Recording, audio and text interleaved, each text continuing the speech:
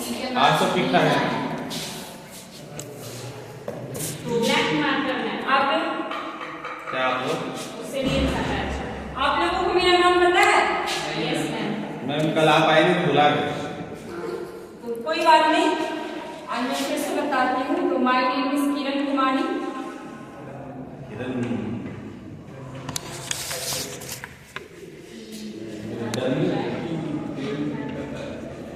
आप लोग आपस में बात नहीं करें। मेरे रोल नंबर 76 को आज कौन सा डेट? 10 12 दिसंबर 2025। आज मैम ठीक ठीक बोले हैं। गुड। मैं आप लोगों की कौन सी सब्जेक्ट की टीचर हूँ? साइंस। बादाम का क्या बादाम? फिर आपस में बात नहीं करें आप लोग। सुबह का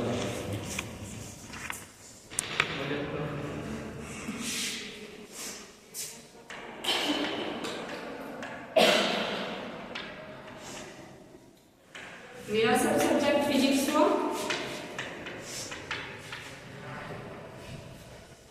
हम लोग कौन से टॉपिक को अगले कक्षा में पढ़े थे?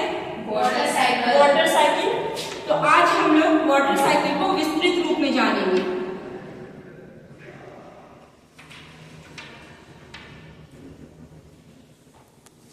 जैसा कि हम सब जानते हैं वाटर साइकिल के बारे में, आप लोग बता सकते हैं वाटर साइकिल के बारे में? मैंने जो प्रीवियस क्लास में पढ़ाया था।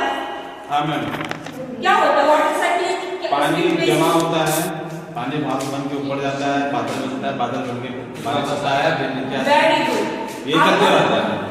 ये प्रक्रिया निरंतर चलती रहती है। तो होता क्या है, जब नदी, तालाब, समुद्र, झील आदि का पानी जो है सूर्य की गर्मी पाकर भाप बनकर ऊपर जाता है और फिर पानी की बूंदों से ठंडा होकर बादल बनता है और फिर बादल बनकर ये पानी वायु धरती पर फिर बारिश के रूप में आती है। तो ये पूरा प्रक्रिया जल चक्र कहलाता है। तो मैंने आपको प्रीवियस क्लास में जल चक्र के 3 मुख्य चरण बताए थे: वाष्पीकरण, संघनन और संचय। तो आज हम लोग पहला टॉपिक वाष्पीकरण के बारे में जानेंगे।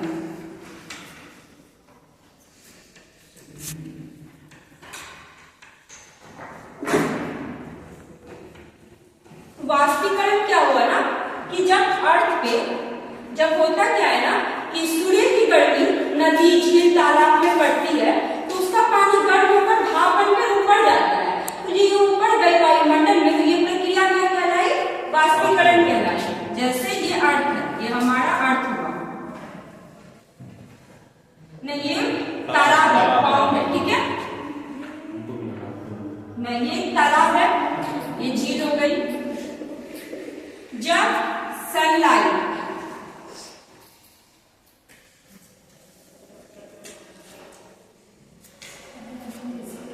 आप लोग इधर ध्यान दीजिए,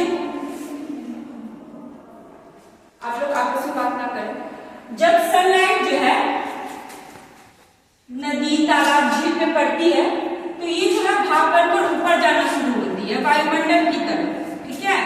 तो ये पूरा प्रोसेस क्या कहलाया? वाष्पीकरण कहलाया। मतलब हम इसको साफ साफ शब्दों में कह सकते हैं, पानी का गर्म होकर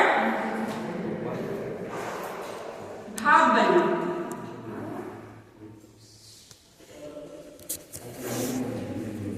पानी का गर्म होकर भाप बनना, ये प्रोसेस हमारा वाष्पीकरण कहलाया। तो अब पहला टॉपिक हम क्लियर कर चुके हैं।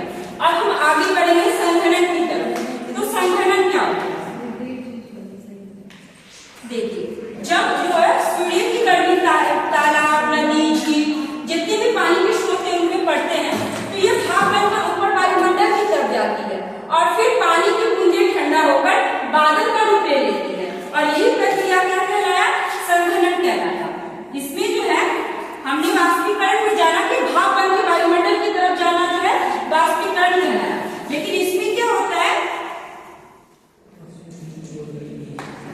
तालाब का पानी जो है सनलाइट के थ्रू भाप बनकर ऊपर जाती है और ऊपर जाने के बाद वो एक बादल का रूप ले लेती है और इसी बादल का रूप लेना क्या कहलाया?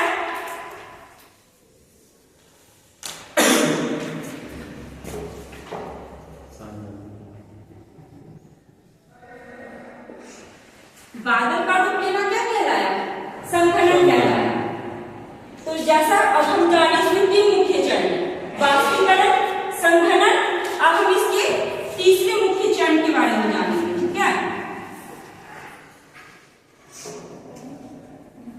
अच्छा आप लोग बताइए कि तीसरा मुख्य चरण क्या हुआ? पहला मुख्य चरण वाष्पीकरण, दूसरा मुख्य चरण संघनन और तीसरा तो बारिश होगा, बारिश संचयन हुआ यानी कि कलेक्शन हुआ। अच्छा उससे पहले बताइए कि ये जो बादल बना, ये जब इसमें जब पानी की बूंदें भारी हो जाती है तो फिर क्या होता है? वर्षा होती है।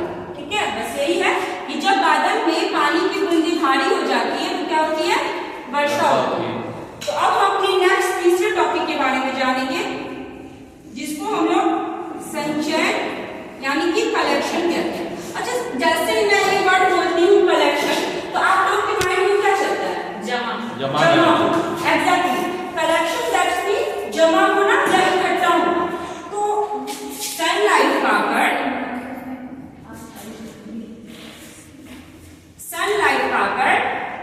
जब पानी की स्रोत जैसे नदी, तालाब, झील इत्यादि की पानी सूर्य की गर्मी पाकर भाप बनती है और भाप बनकर ठंडा होकर पानी की बूंद लेकर बादल में परिवर्तित होती है और फिर वर्षा होकर नदी, तालाब, झील इन सभी में जमा होती है।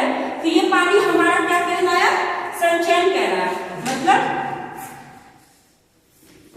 संचयन का एक मतलब होता है जमा होना।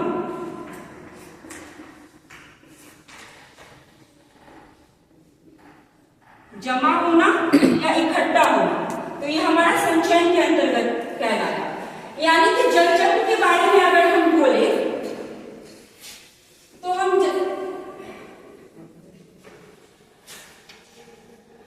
कह सकते हैं संचयन के बारे में कि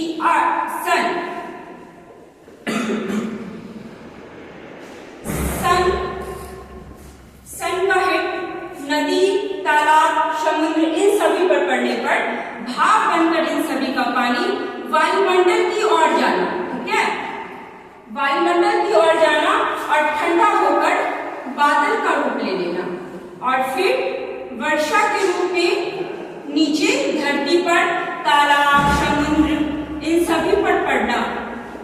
तो ये संचयन हुआ और फिर सूर्य की गर्मी पुनः पाकर ऊपर वायुमंडल की तरफ जाना।